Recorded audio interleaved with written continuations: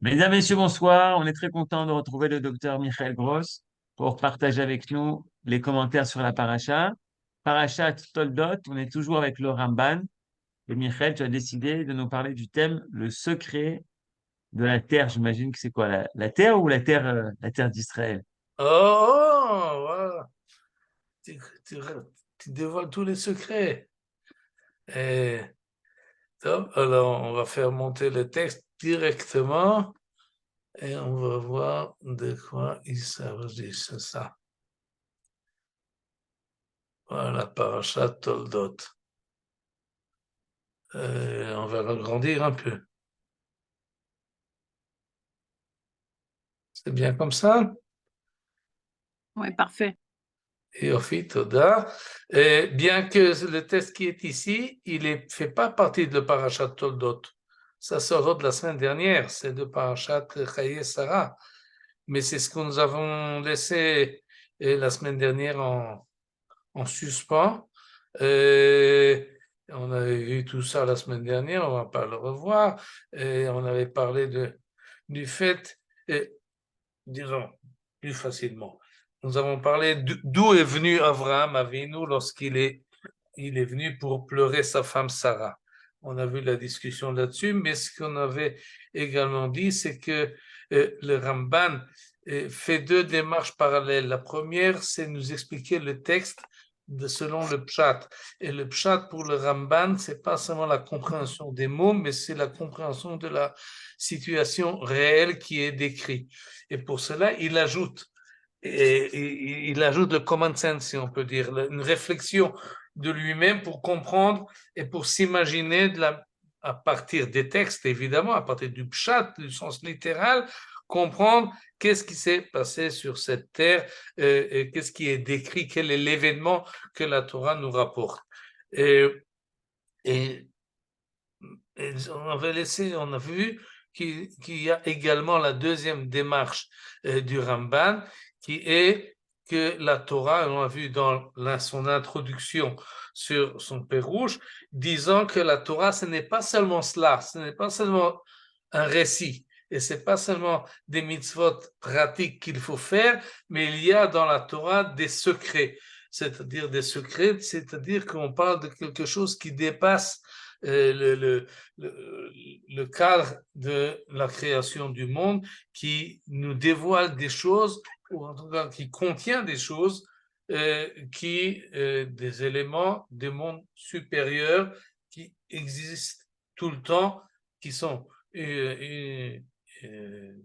nitzriim, qui sont, comment on dit nitzriim, et j'ai oublié le mot, vous comprenez, ils ne sont pas dépendants du temps ni de l'espace, ils étaient avant, ils Éternel. étaient après, ils sont éternels. Voilà, merci. Et ces deux démarches-là qui vont parallèlement, il faut essayer de comprendre comment ça se passe, et on va pouvoir un peu progresser là-dessus maintenant, et on va voir un exemple à partir de la semaine dernière, de la paracha de la semaine dernière, Chaye Sarah, mais on va tout de suite arriver à notre paracha à nous, et voilà ce que nous dit dans la paracha de la semaine dernière. Tout le monde connaît le chapitre 24 du livre de Bereshit, qui nous dit qu'une fois qu'Abraham était déjà âgé, il appelle son serviteur et lui dit: je t'adjure, va ashbiacha, je t'adjure par l'Éternel, Dieu du ciel et de la terre, B'Hashem Elohei Hashamayim ve'Elohei Haaretz, asher lo tikach isha livni vivnot Kanaani, asher ani yoshev bekirbo. Surtout pas, ne prends pas une femme pour mon fils, des filles de Canaan parmi lesquelles je demeure. Mais qu'est-ce que tu dois faire? Tu dois aller en chercher une de là où je suis parti, El Artsi vet Moladeti, de là où je suis sorti, de Ur-Kasdim. Ça, c'est l'ordre que donne Abraham à son serviteur. Réponse du serviteur: peut-être il y aura des problèmes, parce que c'est loin, et peut-être la fille en question, elle ne voudra pas venir jusqu'ici. Alors, qu'est-ce que je fais dans ce cas-là? J'ai trouvé la femme qui lui correspond, mais elle ne veut pas venir en Eretz Israël. Est-ce que je fais venir ton fils là-bas? Et la réponse d'Abraham au verset 6: surtout pas. Non. Ishamer lecha, pen tashiv et bni shama. Prends garde de ne pas faire revenir mon fils là-bas. Non, lui, il reste ici. Mais alors, si la femme ne veut pas venir, alors la réponse à cette hésitation du serviteur, dit Abraham, il n'y a pas de problème, n'aie pas peur, il n'y a pas de quoi s'inquiéter. Je suis sûr qu'elle viendra. Pourquoi? Parce que Hashem Elohei Hashamayim Asher lekachani mibet avi umeretz moladeti, etc., etc. En français, l'Éternel, le Dieu des cieux, qui m'a retiré de la maison de mon père et du pays de ma naissance, qui m'a promis, qui m'a juré, je donnerai cette terre-ci à ta race, à ta descendance, le Zaracha, Eten et Ta'aretz Azot, celui-là, l'Éternel, le Dieu des cieux, eh bien, il va t'accompagner. Ou Ishlach Malachol lefanecha, ou plutôt, il va envoyer son ange, d'habitude on traduit, devant toi, et il te gardera, n'aie pas peur. La carta, Isha, Livni Misham, et tu trouveras là-bas une femme pour mon fils, là-bas. Alors tu hésites parce que tu n'as pas peut-être suffisamment de Emouna en Akadosh Baruch Hu, mais moi je suis convaincu, je suis sûr que ça va, cette démarche-là de chercher une femme là-bas réussira. Et finalement, on sait très bien que ça a marché. On a déjà lu la paracha Shabbat dernier. Et pourquoi je reviens là-dessus? À cause d'une question du texte. Et les commentateurs s'attardent là-dessus. Vous voyez, je les ai mis là en gras. Et au verset 3, je t'adjure par l'Éternel qui est le Dieu du ciel et de la terre, alors qu'au verset 7, le Dieu des cieux. Pourquoi pas, il dit plus l'Éternel, le Dieu des cieux et de la terre. Où est-ce que la terre a disparu? Pourquoi? Qu'est-ce qui se passe? Cet écart-là saute aux yeux et il demande d'explication. Pourquoi est-ce qu'il adjure par le Dieu du ciel et de la terre, mais lorsqu'il raconte celui qui lui a fait sortir de Ur-Kasdim, celui Asher le-Kachani mi-bet-avi, c'était le Dieu du ciel et pas de la terre. Alors cette question-là, Rashi déjà s'est posé la question. Et il nous dit la chose suivante. Là, au verset 7, oui, Hashem Elohei Hashamayim Asher lekachani mibet avi velo amar velo haaretz. Il n'a pas dit. Alors que, bon, peut-être qu'il voulait raccourcir, mais il y a 2-3 versets précédemment, il a dit. Alors pourquoi? Réponse à Marlo. Réponse de Rashi. Arshav ou Elohei Hashamayim velohei haaretz. Maintenant, quand je te fais jurer, je te fais jurer par le Dieu du ciel et de la terre. Parce que maintenant, tout le monde le connaît comme ça.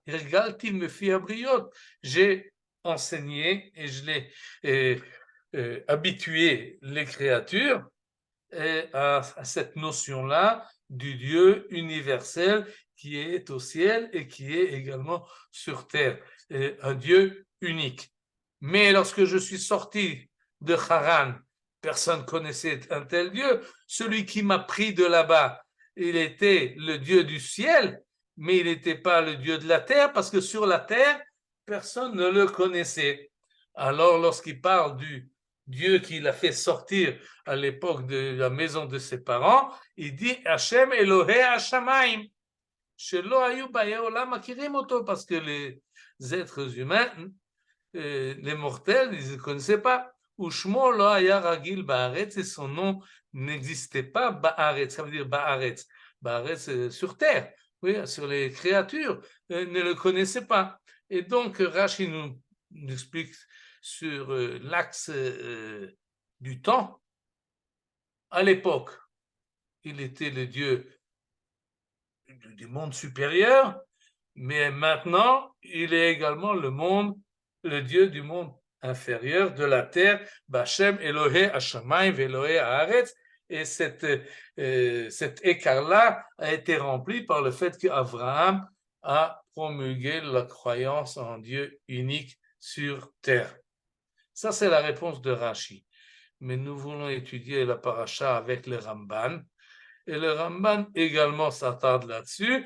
Cette fois-ci, il ne cite pas Rashi, il va directement à sa réponse à lui et il dit la chose suivante. Elohé haaretz hakadosh baruch hu yikare Elohé Eretz Israël. Elohé haaretz, c'est le Dieu, pas de la terre, comme Bereshit bara Elohim et hashamayim ve'et haaretz. Non, haaretz, c'est la terre d'Israël. Et d'après le Ramban, lorsque Abraham dit Elohé Hashamayim ve'Elohé Haaretz, c'est le Dieu qui se trouve ici, à l'endroit où je te parle, moi, que ce soit à Hebron ou à Beersheba, peu importe, en tous les cas, c'est en Eretz Israël, et donc je peux t'en parler. Et pourquoi Akadosh Baruch Hu s'appelle Elohé Haaretz? Parce que c'est lui qui décide ce qui se passe ici en Eretz Israël. Et celui qui, il faut en être conscient, c'est lui qui fixe les lois. Il est, comme c'est marqué dans Melachim Bet. Ce chapitre-là de Melachim Bet, c'est l'histoire des Assyriens. Les Assyriens, ils ont pris les 10 tribus, ils les ont envoyés ailleurs, et les territoires de Shomron ont été remplis par des émigrés que les Assyriens ont fait venir. Mais leur propos, il est marqué justement là-bas, Lo yadou et mishpat Elohé haaretz. Ils étaient des émigrés et donc ils ne connaissaient pas la loi du Dieu de l'endroit. Le Dieu de l'endroit, c'est ce que nous appelons Akadosh Baruch Hu. Mais eux, ils venaient d'ailleurs, de Babel et d'Assyrie, et je ne sais pas où, et ils sont venus ils ne connaissaient pas les mœurs et les moyens de parler ou de se comporter. Ils ne connaissaient pas Mishpat Elohé Haaretz. Elohé Haaretz, c'est Akadosh Baruch Hu, et il nous ramène le Ramban à un autre verset du vrai Ayamim qui prouve la même chose. Et il ajoute Veyesh Bezesod. Ça, c'est un secret. Pour expliquer la chose, qu'est-ce qui se passe là, qu'est-ce que j'ai derrière la tête, c'est un secret, mais je l'écrirai, ce secret-là, Od Artevenu, je m'en occuperai, Bezrat Hashem, avec l'aide de Dieu, plus tard. Et on verra, ce plus tard, c'est dans le livre de Vaïkra. Mais pour revenir à notre problème ici, maintenant, le Ramban trouve une très belle solution pour nous dire la différence qu'il y a entre le verset 3 et le verset 7. Maintenant, je te parle d'ici, dit Abraham à son esclave, son serviteur, il lui dit, je suis maintenant ici à Hebron ou à Beersheba, en tous les cas, je suis en Eretz Israël, alors je te fais jurer au nom du Dieu du ciel et de la terre d'Israël, Ve'Elohé Haaretz. Et d'ailleurs, dans ce contexte-là, c'est même compréhensible, puisqu'il lui dit que je vais chercher là-bas quelqu'un, une femme pour mon fils, et mon fils, il reste ici. Alors, non, oui, comme c'est marqué, Lo tovei isha lalechet acharai el haaretz. Et là, arrête, il ne voudra pas venir ici, en Eretz Israël. Et donc, comme ça nous explique le Ramban très joliment, mais lorsque je suis sorti, le Dieu qui m'a fait sortir de Haran, ce n'était pas le Dieu d'Eretz Israël, c'est le Dieu de Haran. C'est Elohé Hashamayim. C'est le Dieu du ciel, mais je ne peux pas en parler puisque j'étais pas en Eretz Israël à ce moment-là.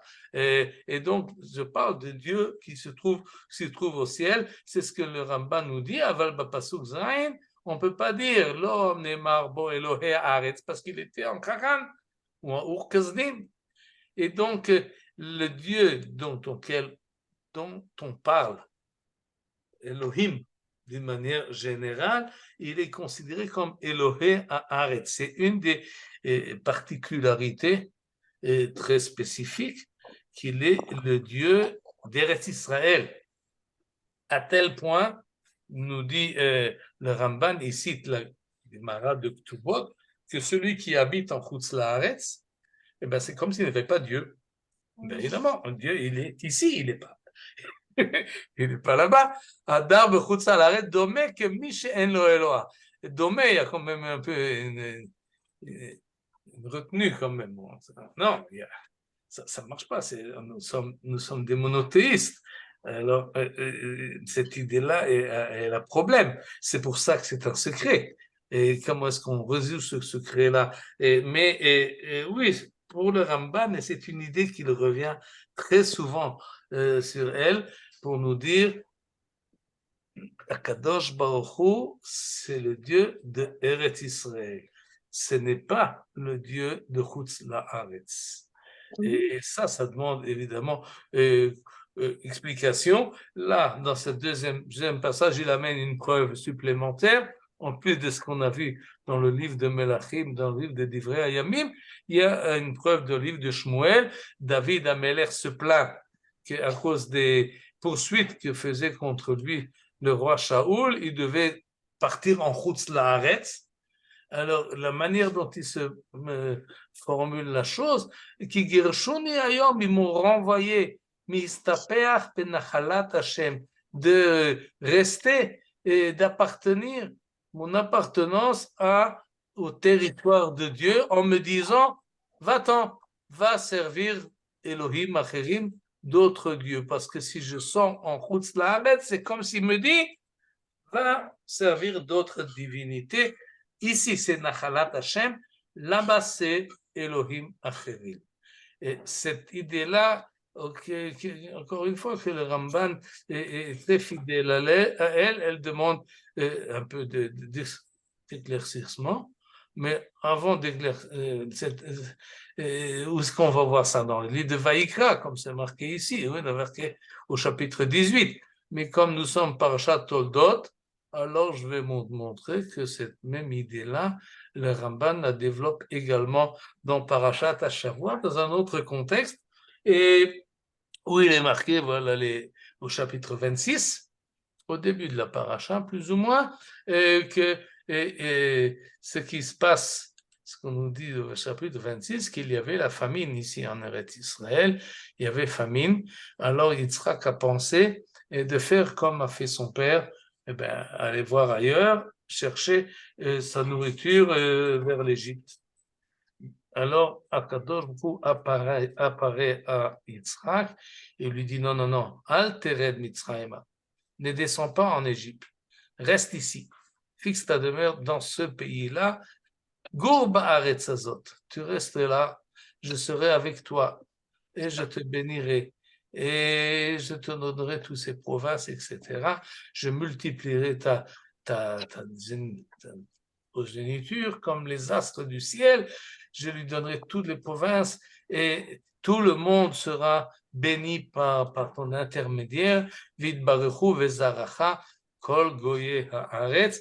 Goye haaretz, ici, il faut prendre dans le sens général de toute la terre, tout le kol goye haaretz, tous les peuplades du monde se béniront par ton intermédiaire. Pourquoi cette grande bracha, cette grande bénédiction? Ekev, en récompense, comme ça se traduit ici, Asher Shama Avraham Bekoli, que Avraham a écouté ma voix, a suivi mon observance, exécutant mes préceptes, mes lois et mes doctrines. Ekev Asher Shama Avraham Bekoli, Vaishmor Mishmarti, Mitzvotai, Chukotai, Vetorotai. Avraham a suivi ce que je lui ai dit, et donc toi, fils d'Abraham, tu continueras sur sa lignée, tout ce que j'ai promis à lui, j'accomplirai à toi, et donc tu dois rester ici maintenant en Eretz Israël. Très bien. Ce que a interrogé les Mefarshim, c'est qu'est-ce que ça veut dire Vaishmor Mishmarti, Mitzvotai, Chukotai, Vetorotai. C'est trop détaillé pour laisser ça d'une manière générale. Abraham a entendu ma voix, a écouté ma voix. Ça, c'est d'une manière, c'est un titre. Mais ensuite, il y a mon observance, mes préceptes, mes lois et mes doctrines. Et de quoi exactement il s'agit? Et Rashi, sur ce verset-là, dit qu'en fait, se base sur le Midrash, très connu, que les patriarches ont observé les lois de la Torah. Et de ça, il s'agit ici. Mitzvotai, chukotai, vetorotai, ce sont les différentes lois de la Torah, des mitzvot assez, des mitzvot lota assez, et des lois qui sont impératives sans vraiment les comprendre, et les torot, et même tous les détails de la halacha, tout a été tel que les descendants, ceux qui vont recevoir la Torah au mont Sinaï, ont entendu les 613 mitzvot avec tous les détails de Torah Shebirtav et même de Torah Shebe'al-Peh. Tout cela, Abraham avait accompli selon le Midrash. Et le Ramban se pose là-dessus beaucoup de questions. On ramène, là, je vous ai amené le Ramban en raccourci. C'est qu'il amène Rashi, comme d'habitude, il lui pose beaucoup de questions parce qu'on voit effectivement, entre autres, qu'il y a des mitzvot que les patriarches n'ont pas accompli. Entre autres, Yaakov a épousé deux femmes, des sœurs, ce qui est interdit par la suite dans la Torah. Il y a encore d'autres exemples où on voit que les patriarches n'ont pas véritablement accompli toutes les mitzvot, sans parler du fait que c'est un peu aberrant, parce qu'il y a des mitzvot qui sont des conclusions de la sortie d'Égypte. Or, Abraham n'est pas sorti d'Égypte. Alors, et encore d'autres choses qui sont pas tellement compréhensibles. Comment est-ce qu'Abraham a pu, ou Yitzhak ou Yaakov, ont pu faire accomplir toutes les mitzvot de la Torah. Et quand même, le Ramban fait un effort pour expliquer le Midrash, et il explique la chose suivante. C'est-à-dire, selon les sages du Midrash, ce qu'il me semble qu'on peut dire, c'est qu'effectivement, Abraham Avinu, la Mad Abraham Avinu Torah Kula Beruach HaKodesh, une inspiration divine. Il n'a pas entendu ça de Moshe, évidemment, ce serait trop anachroniste, mais il a eu l'intuition, ou bien il a l'inspiration, et il a compris toute la volonté divine, et donc il pourrait, de par lui-même, par sa grande spiritualité, il a étudié toutes les volontés qui sont marquées dans la Torah. À Sakba, il a approfondi la question, et Betamé mitzvotea, sur les raisons de ces mitzvot et ses secrets. Le Shamar Otam Kula, que Michel non me c'est pas qu'il était obligé de le faire, mais d'une manière volontaire et innée, il a donc fait ce qui lui semblait bon de faire. Et comme c'était quelqu'un de pieux, de spirituel et de rattaché avec Akadosh Baruch Hu, alors ce qui lui semblait bon et bien de faire, ce sont les mitzvot de la Torah. Mais Azout, Ramban, fidèle à ce qu'on vient de voir il y a un instant, Ushmirato ota haya ba'aretz bilvad. Il a gardé toutes ces lois de la Torah qu'il avait compris uniquement en Eretz Israël. Et donc, il n'y a pas de problème avec Yaakov, qui s'est marié avec deux sœurs, parce que c'était en Chutz La'aretz. Vechen Amram, qui a mitzvot, Amram, c'est le père de Moshe, qui aurait pu aussi accomplir toutes les mitzvot, mais lui, il s'est marié avec sa tante, ce qui est interdit par la Torah, mais comme c'était en Égypte, alors il n'y a pas de problème. Qui a mitzvot, il reprend la même phrase qu'on a vue tout à l'heure, Mishpat Elohei Haaretz, la loi du Dieu de la terre, ce sont les mitzvot. Les mitzvot de la Torah, c'est comme ça qu'il faut se comporter dans le palais du roi, mais pas à l'extérieur. Si tu es à l'extérieur, tu peux te comporter différemment. Mais la manière de se comporter dans le palais du roi, je mets ça entre guillemets, c'est Elohei Haaretz. C'est comme ça qu'on se comporte, Elohei Haaretz, par rapport aux lois du Dieu qui se trouve ici, dans ce territoire-là, qui est maintenant promis à Abraham et à Yitzhak. Et bien que, d'après la halakha, on sait très bien qu'il y a Chovot Agouf, il y a seulement des mitzvot atluyot ba'aretz. Il y a des mitzvot qui dépendent qui sont des mitzvot agricoles, et cela, effectivement, nous ont dit les Chachamim, on respecte la Mishmita ou Turumot et Maasrot, on fait seulement en Eretz Israël. Mais ça, il faut mettre entre parenthèses. Effectivement, d'après la halakha, c'est comme ça, mais d'une manière de principe, lorsqu'on parle d'Abraham Avinu qui se comporte conformément aux volontés divines, eh ben c'est lorsqu'il est proche de la divinité, et ça c'est seulement en Eretz Israël, Bilvad. Ukvar ramzu rabotenu asod hazeh. Et les Chachamim ont déjà fait une allusion à ce secret, et qu'il ne dévoile pas encore véritablement, mais il promet de le faire. Vani arich habo bezrat Hashem, avec l'aide de Dieu, comme il nous a dit la semaine dernière dans Parashat Chayei Sarah, il reprend sa promesse, le Ramban. Et ici également, ou ça dans le livre de Vaïkra, chapitre 18. Et on verra dans quelques instants qu'est-ce qu'il y a dans le chapitre 18 du livre de Vaïkra. Mais en attendant, ça c'est l'explication du verset qu'on vient de voir selon le Midrash qui prétendait qu'Abraham a accompli toutes les 613 mitzvot de la Torah. Et ça, nous dit le Ramban, ça c'est beau, c'est pour le Midrash. Et il a ajouté sa remarque que ce Midrash-là ne s'applique qu'en Eretz Israël, mais ça c'est un sod déjà. Mais où est le pshat du verset? Le voici. Selon le pshat, Val derech hapshat nomar. Et alors là, il donne une toute autre interprétation au terme du pasuk, et que va chercher Abraham Bekoli, en récompense ce que Abraham a écouté ma voix, va ishmor mishmarti.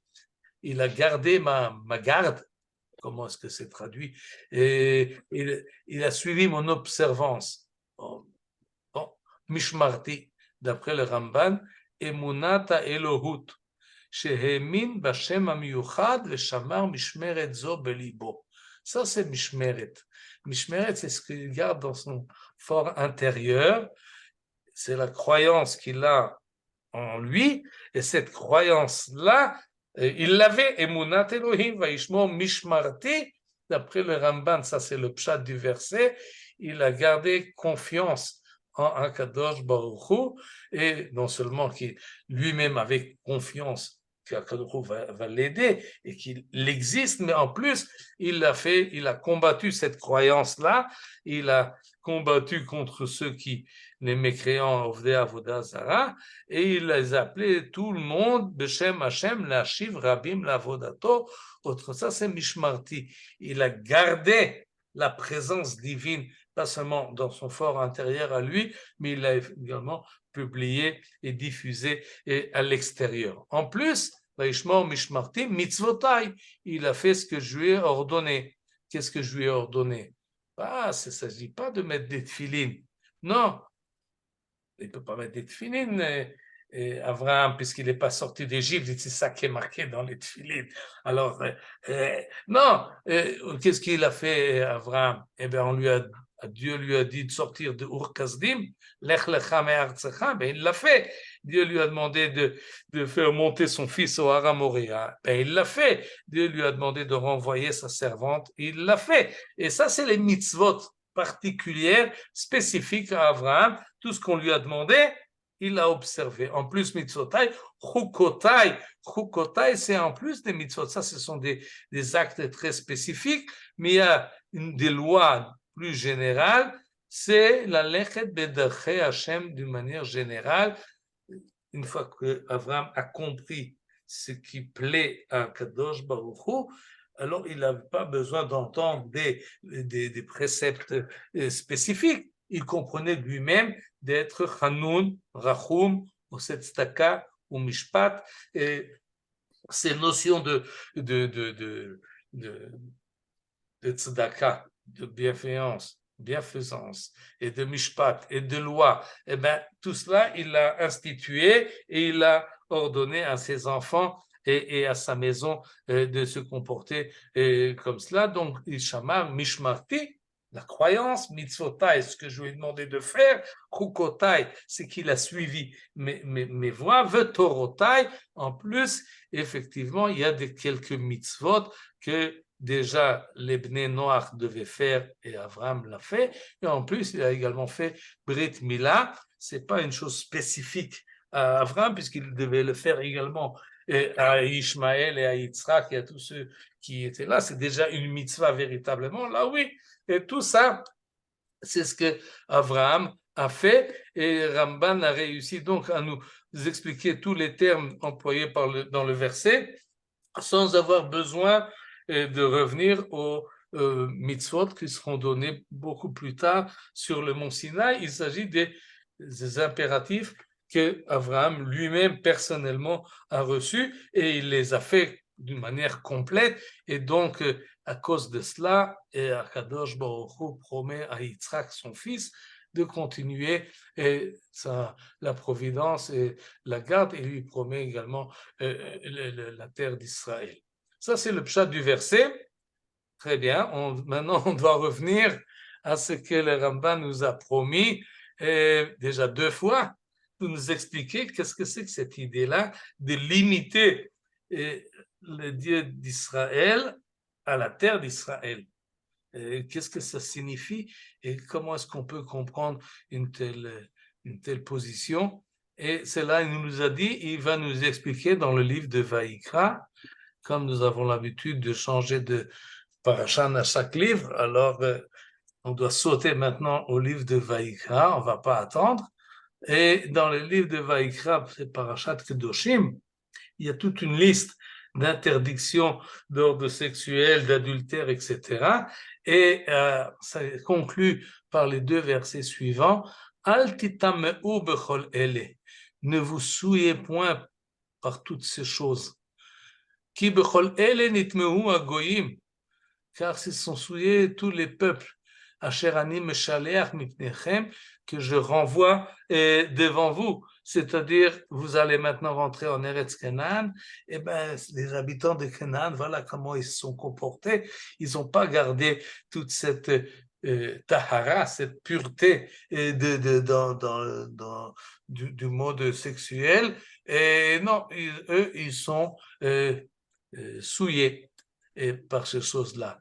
Non seulement que nitmeu hagoyim, mais vatitma haaretz, la terre elle-même a été souillée à cause de cela. Va efkod avona, et donc je vais châtier, ou comment c'est traduit ici, je lui ai demandé compte de son iniquité. Ok, va efkod avona alea, va taki haaretz et yashvea, et le pays a vomi ses habitants qui n'étaient pas aptes à habiter en Eretz Israël. Cette idée-là de renvoi de quelqu'un qui ne se comporte pas comme il faut, et on le renvoie et il va voir ailleurs, c'est, si vous vous rappelez, ce que nous avons déjà vu dans Parashat Bereshit, tout au début. Adam et Chava ne sont mal comportés dans le Gan Eden, et bien ils ont été chassés du Gan Eden. Caïn s'est mal comporté, il était chassé, il devait être Navanad Baaretz. Les habitants de Sodome et Amora ne sont pas comportés, alors ils ont été chassés, etc., etc. Nous dit à ce moment-là le Ramban, ça c'est la leçon essentielle qu'il faut comprendre du début du livre de Bereshit. Pourquoi est-ce qu'on nous décrit la création du monde dans tellement de détails?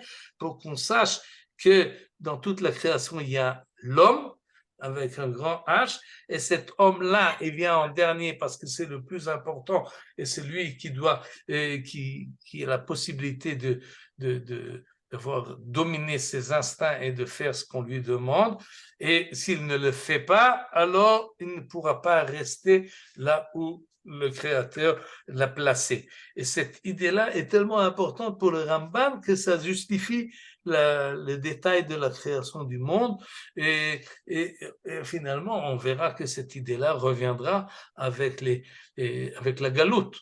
Et donc ces 2 versets-là du livre de Vaïkra, ils sont pour lui importants. Il a là-dessus tout un long article que j'ai ramené de cet article-là, que 2 paragraphes, et qui nous dit la chose suivante.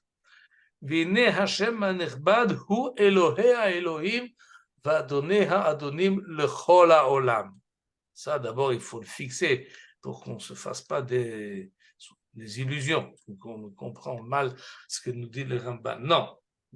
Hashem anechbad, Yud Kei Vav Kei, Akadosh Baruch Hu, Elohim, Hamakom, comme vous voulez l'appeler, il est Elohé à Elohim. C'est celui qui a la force de toutes les forces à donner à Adonim la domination sur tous les dominants, le Chol HaOlam.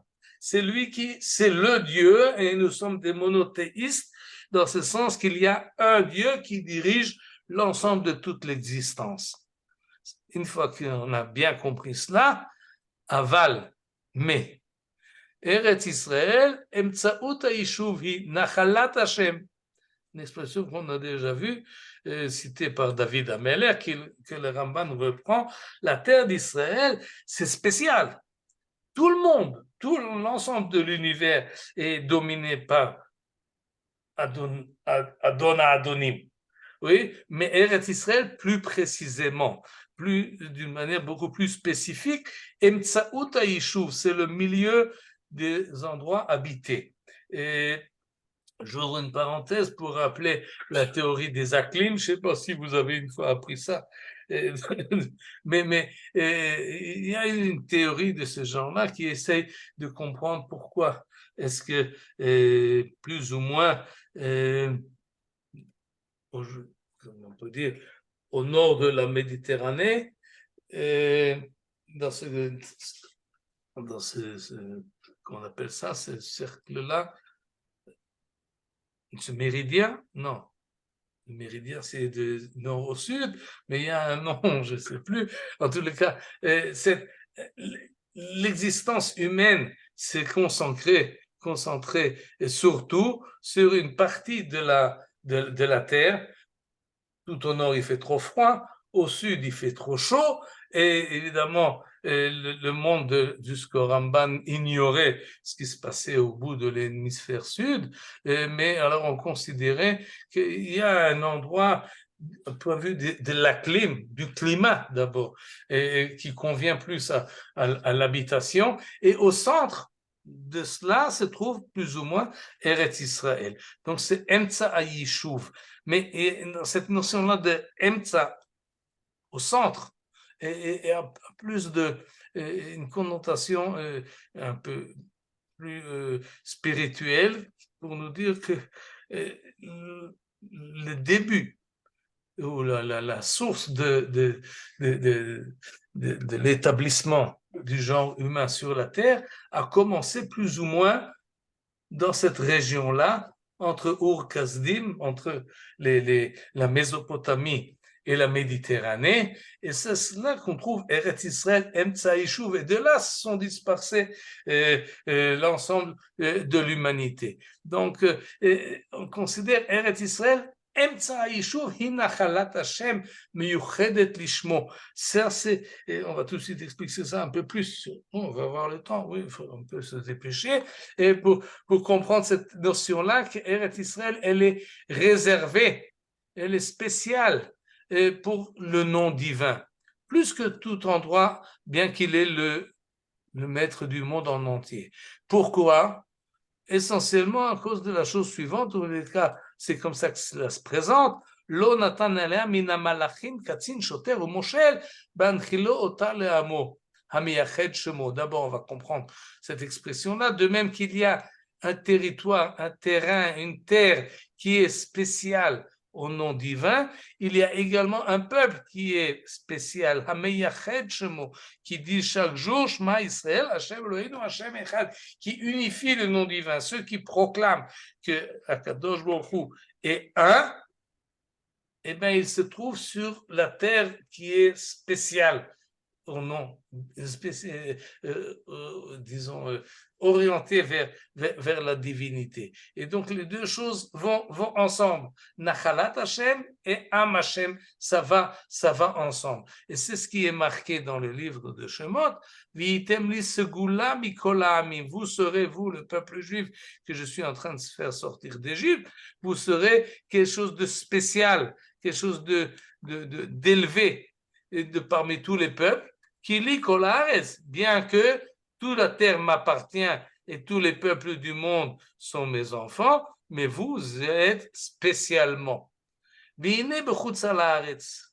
C'est la suite du Ramban. en Chutz Laaretz, c'est-à-dire en dehors d'Eretz Israël, Af al pi she'akol l'Hashem hanirba, tout appartient au Dieu suprême. Mais quand même, en tahara bashlema, il ne peut pas y avoir là-bas une pureté complète. En Chutz Laaretz, non, c'est trop loin. Loin de quoi? Loin de Nachalat Hashem. Alors, il ne peut pas y avoir là-bas une pureté telle qu'elle peut exister ici. Pourquoi? Entre autres, parce que la domination de ce qui se passe en Chutz Laaretz, je ne sais pas si vous y étiez, mais là-bas, il y a des patrons. Comme ça s'appelle dans le monde occidental, mais c'est une idée qui, pour le Ramban, existe également partout. Ça veut dire des patrons. Il y a chaque pays, chaque ville a son patron, sa patronne, que ce soit, je sais pas, ce qu'ils appellent Saint-Georges, par exemple, ou Sainte-Geneviève à Paris, ou Saint-Marc à Venise, si je ne me trompe pas. C'est une idée que même aujourd'hui, dans le monde rationnel occidental, existe encore et existait avant d'une manière beaucoup plus forte. Il y a une espèce un représentant du monde supérieur, du monde spirituel, on peut appeler un saint, on peut appeler ça un ange, on peut appeler ça une force supérieure qui nous protège, nous, les habitants de cette ville ou de ce pays, ou les fidèles de ce roi. Il y a quelque chose c'est un peu mystique, mais c'est très ancré dans la pensée des hommes. Oui, il y a quelque chose qui nous préserve. C'est ce qu'on appelle en français la patronne de sur les bateaux, il menait une effigie de cette manière-là, quelque chose d'une force qui va au-delà et qui nous donne un sentiment de protection parce que nous lui sommes fidèles, et des fois on en fait même des cérémonies, des tahaluchot, des cortèges, mais il y a un rapport avec cela. Or, Ramban accepte cette idée-là d'une manière générale. Il dit, oui, il y a des sarim, comme on l'a dit tout à l'heure, malachim, des anges, des katzin, des shoters, moshel, des dominants, des patrons,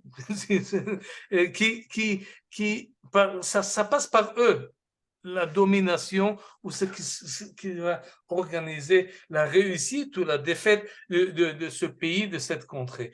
Et ça, c'est en Chutz Laaretz. Hameshartim hamoshlim alea ve'amim to'im. Et les peuples se trompent à cause de cela et ils vont prier donc à cette force spirituelle qu'ils s'imaginent, qui existe effectivement partout en Chutz Laaretz, mais cette force-là, elle est dépendante elle-même de Adonai à Adonim et Elohé à Elohim.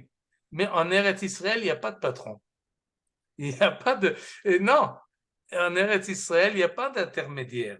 Ça n'existe pas. C'est directement Yachar El Yisra El. C'est directement de cette terre-là, va directement à Kadosh Baruch Hu. Il s'occupe de ce qui se passe ici, on peut le dire entre guillemets, personnellement.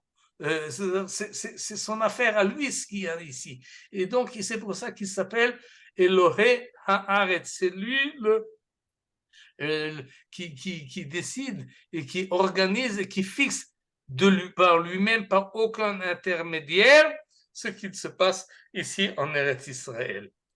Je saute là parce que je vois qu'on n'a pas beaucoup de temps, sur ce verset de Yeshayahu, qui prouve encore une fois la chose, et j'arrive à la base de tout cela, c'est Bereshit bara Elohim et Hashamayim ve'et haaretz. Et là-dessus, le Ramban, on a déjà vu un long article, un grand exposé, et là encore, je reprends qu'une partie, mais il nous dit la chose suivante à la fin de son pérouge, Teda, sache. Et toute phrase qui commence par Teda, il faut faire attention, c'est finalement la conclusion. Al derech haemet. Derech haemet, c'est un double sens. Ça veut dire d'abord en pure vérité. Mais la pure vérité, ce sont des notions qui dépassent le cadre du temps et de l'espace. Et donc, c'est une vérité absolue. Et si on recherche la vérité absolue qui n'est pas dépendante de ce qui se passe ici dans ce monde qui évolue tout le temps et qui est un monde multiple, si on cherche la vérité qui est une, alors il faut savoir Hakatuv, la Torah. Yagid batartonim ve'yirmoz ba'elyonim. Elle nous raconte des choses qui se passent ici-bas, mais par cela, elle nous donne des allusions à ce qu'il existe dans les mondes supérieurs. Autrement dit, l'histoire d'Abraham, de Yitzhak et de Yaakov, oui, c'est ça que la Torah nous raconte. C'est ce qui s'est passé ici-bas, effectivement, mais ça a également un sens caché, il ramouse, on fait allusion à des notions qui sont beaucoup plus larges et beaucoup plus hautes et beaucoup plus abstraites et qui ne dépendent pas de Monsieur Abraham ou de Monsieur Yitzhak ou ou Beersheba ou Hebron, etc., etc. Mais c'est quelque chose de beaucoup plus d'un principe beaucoup plus élevé que cela. Et Milat Bereshit nous dit le Ramban dans ce contexte-là, le mot Bereshit déjà est romèze, elle est déjà une allusion. Et à quoi elle fait allusion? À la Chokhmah. Chokhmah, on traduit par sagesse. Mais ici, il ne s'agit pas de la sagesse telle qu'on peut se l'imaginer. Ici, il s'agit de Eser Sfirot. Kavanatam zo shemila bereshit tirmoz ki be Eser Sfirot nivra haolam. On parle ici des 10 Sfirot. Et là, on est déjà dans le monde de la Kabbalah, du monde du Sod, justement de ce secret-là dont on parlait il y a un instant. Et oui, le mot Bereshit fait déjà allusion au fait que le monde a été créé Bechokhma, comme est marqué, Hachem, Bechokhma Yasad Eretz. Et donc, Bereshit bara Elohim et Hashamayim et Haaretz, il faut comprendre que dans ce mot Bereshit, c'est pas seulement au début de l'histoire, au début du temps de terrestres qui vont changer, qui vont évoluer, mais il y a une notion de Chokhma. Alors, il y a des Eser Sfirot. On connaît Chokhma, Chesed, Bina, etc. Yesod, Malchut, Hod, Hadar, Tiferet, tous comme on appelle les 10 sphères dans la Kabbalah. La première, la plus haute, juste après Keter, s'appelle Chokhma. Et donc, Hachem, Bechokhma Yasad Haaretz. Et cette Chokhma-là, c'est elle qu'on appelle dans le Midrash Trouma, ou qu'on appelle Kodesh, ou bien qu'on appelle, alors Bereshit, s'il faut que je rappelle ce que Rashi nous a expliqué, Bereshit pour Reshit. Il faut mettre le mot Reshit entre guillemets, pour Reshit, Akadosh Baruch Hu Elohim a créé le ciel et la terre. Pour quel Reshit? Qu'est-ce que c'est que ce Reshit? Eh bien, Trouma, c'est Reshit. Kodesh Israël, l'Hachem, Reshit Tevuato. Il y a quelque chose qui s'appelle Reshit. Il y a quelque chose qui est premier. Et tout le reste est secondaire. Il y a, puisqu'il y a marqué Bereshit bara Elohim, alors évidemment, dans le chat, on nous parle de l'histoire du monde.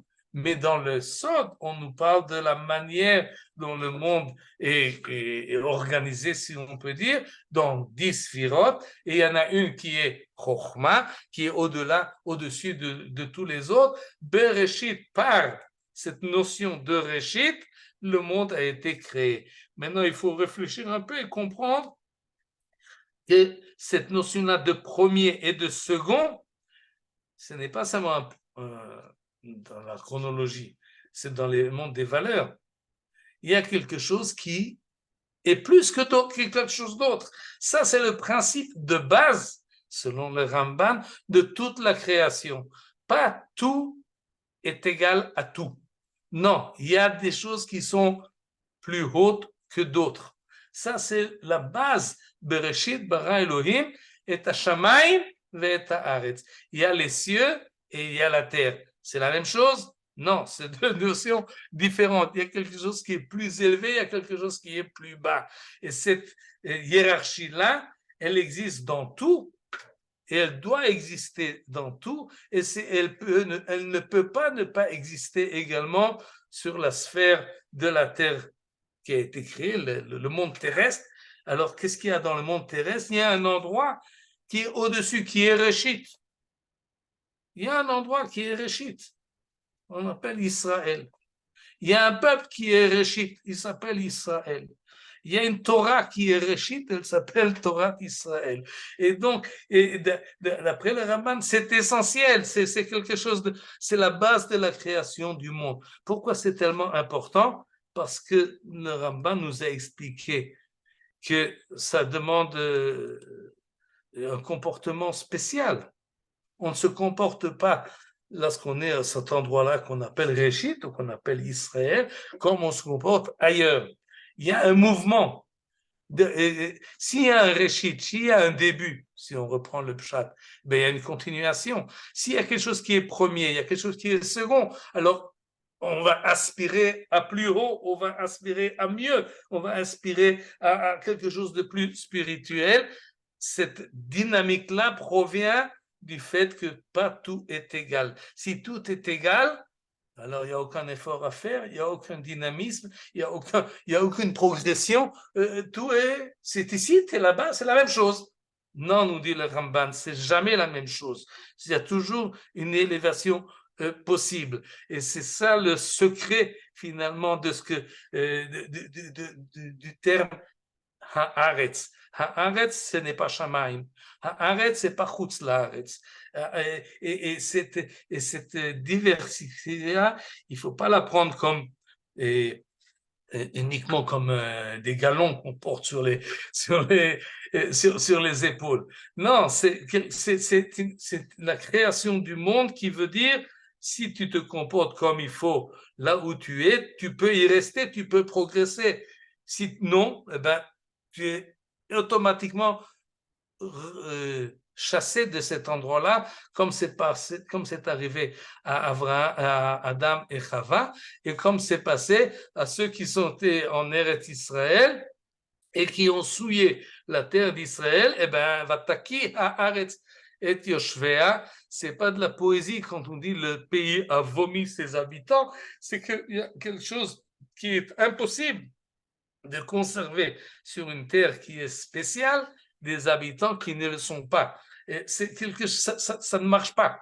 Il y a quelque chose qui est détraqué dans le système, et c'est comme ça que tout le système, si on parle de Esser Sphirot, alors effectivement, il y a toujours progression, il y a toujours régression, et il y a en tout cas une différence innée dans toute la création. Je conclus, et dans le même article sur la création du monde, nous dit le Ramban, on va voir cela. ואתה שמע פירוש המקרא על פשוטו נכון וברור. lequel pasuk, Bereshit bara Elohim et השמיים ואת הארץ. Au début, Dieu a créé le ciel et la terre. הקדוש ברוך הוא ברא כל הנבראים, מאפיסה מוחלטת. Tout ce qui a été créé par הקדוש ברוך הוא. Tout. Et il ajoute, En etzlenu belashon hakodesh behotzat hayesh me'en el lashon bara. Créer quelque chose ex nihilo, ça se dit en ivrite bara. Bereshit bara Elohim et hashamayim ve'et haaretz. Et c'est tout. Ve'en kol hanaasa tachat hashemesh olemala.